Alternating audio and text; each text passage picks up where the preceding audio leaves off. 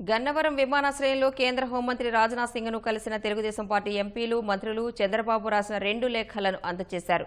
తిత్లీ తుఫాను నష్టంపై మంత్రులు దేవినేని, సోమిరెడ్డి లేఖలను అందజేయగా విభజన హామీలపై ఎంపీలు కేసినేని, కొనకళ్ల, మాగంటి బాబు, శ్రీరామ్ మాల్యాద్రి అందించారు.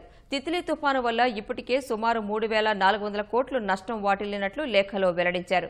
ప్రధానంగా ఉద్యాన పంటలకు 1000 కోట్లు, వ్యవసాయ రంగానికి 800 కోట్లు, విద్యుత్ శాఖకు 500 కోట్లు, R&Bకి 406 కోట్ల రూపాయల నష్టం వాటిల్లినట్లు లేఖలో పేర్కొన్నారు. ఈ తిత్లీ తుఫాన్ గురించి అది ఒక డిజాస్టర్, అది చాలా దారుణమైన పరిస్థితులు ఉన్నాయి.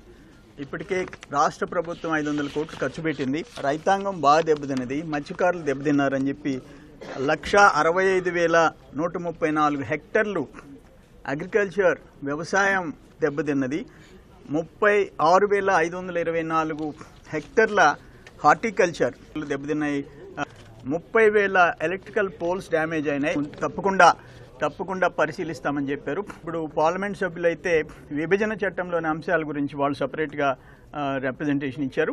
అయితే రాజ్నాథ్ సింగ్ గారు కూల్గా విన్నాడు, పాజిటివ్గా రెస్పాండ్ అయినాడు అని నాకు అనిపించింది. డిజాస్టర్ మేనేజ్మెంట్కి మంత్రిగా ఉన్నటువంటి కేంద్ర మంత్రిగా ఉన్నటువంటి రాజ్నాథ్ సింగ్ ఆ ప్రాంతాన్ని సందర్శించకుండా భారతీయ జనతా పార్టీ ఆఫీసు శంకుస్థాపనకు వచ్చాయంటే కేవలం రాజకీయాలు మాత్రమే చేస్తున్నారు తప్ప వీళ్ళు దేశం గురించి పట్టించుకోవట్లేదని ఈ సందర్భంగా చెప్తా ఉన్నా.